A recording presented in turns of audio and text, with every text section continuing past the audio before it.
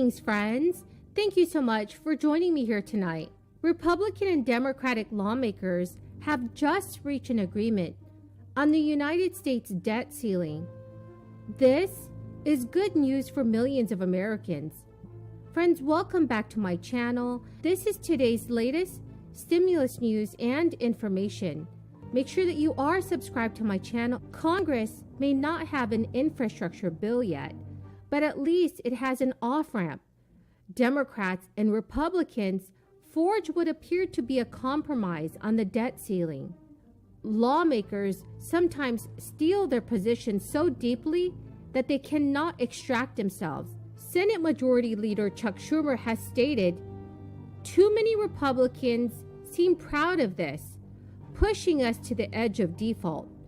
Some of them Republicans want us to default." Chuck Schumer teed up a vote to break a filibuster on a bill that would suspend the debt ceiling through December of 2022.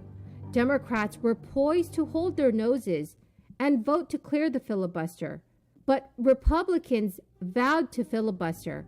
So if all 50 Democrats voted A, the Senate was still 10 votes shy of hitting the 60-vote threshold to extinguish the filibuster.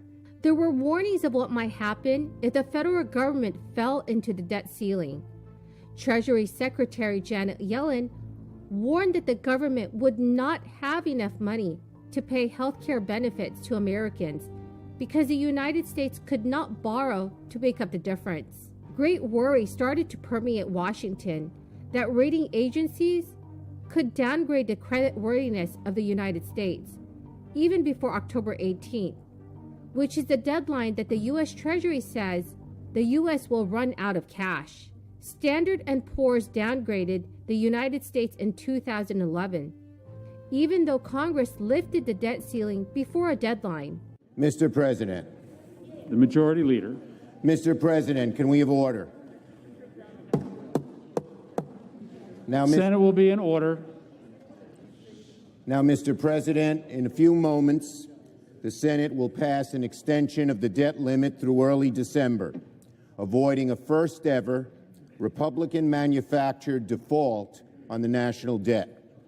On Monday morning, I said we needed to pass a bill to address the debt limit by the end of the week, and that is exactly what we did.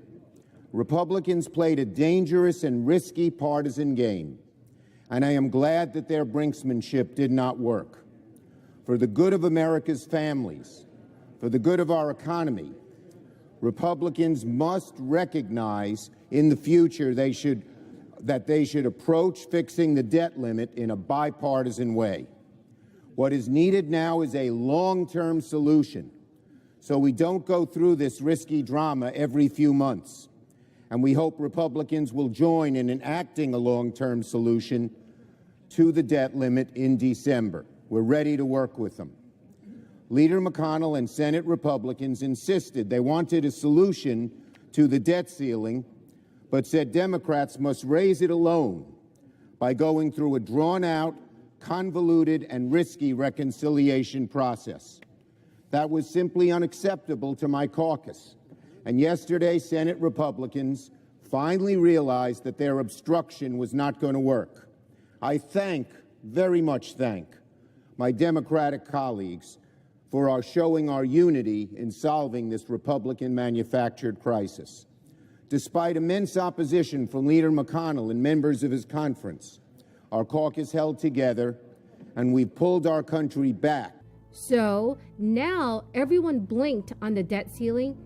Democrats will apparently take Mitch McConnell's offer to suspend the debt ceiling for the time being and address it once again in December. So friends, what are your thoughts about what's going on in Congress? Please leave your thoughts in the comment section below. If you currently receive a Social Security check and wonder whether a government shutdown will impact your payment, rest easy. Social Security payments will continue to go out as usual. That is because the Social Security Administration has the authority to continue mailing checks to beneficiaries, even if the government gets shut down. And that applies to both Social Security and supplemental security income checks. But the Social Security Administration will be affected in other ways. For example, benefit verification, Social Security claims, and card issuance would cease. This would impact millions of other Americans who do not currently get Social Security benefits. Democratic Representative Dan Kildee noted on his website that on a typical day, about 60,000 Americans apply for Social Security cards, which they might need to start a job, take out a loan, open a bank account, or conduct other financial transactions. Past government shutdowns have happened in the United States before, and most recently in 2013. During that shutdown, Social Security payments kept going out. And because Social Security payments are taken out of a trust fund paid for through payroll taxes, checks should continue even if a debt ceiling is not raised. Remember, however, it may take a little longer than usual to get the checks. Beginning October 1st, the United States Postal Service will implement new service standards for first-class mail and periodicals. First-class mail and periodicals traveling within the same region will continue to be delivered within 2 or 3 days. But mail traveling long distances might require additional transit time. Friends, the key word for this video is red. And if you are interested in entering tomorrow's Walmart gift card giveaway, please do make sure that you are subscribed to my channel, like this video, and comment below the keyword. Thank you so much, friends.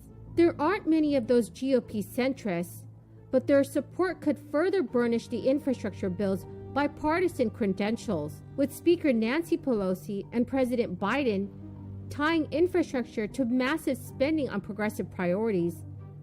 Republicans who'd wish for a standalone vote are now forced into an intricate dance, completely ignoring the linkage and backing an infrastructure bill that doesn't stand on its own. House Republicans project that their aggressive whip operation and Democrats' multiple delays of the infrastructure vote have shaved off dozens of Republican votes that would have materialized for a standalone bill to fund roads, bridges, and broadband.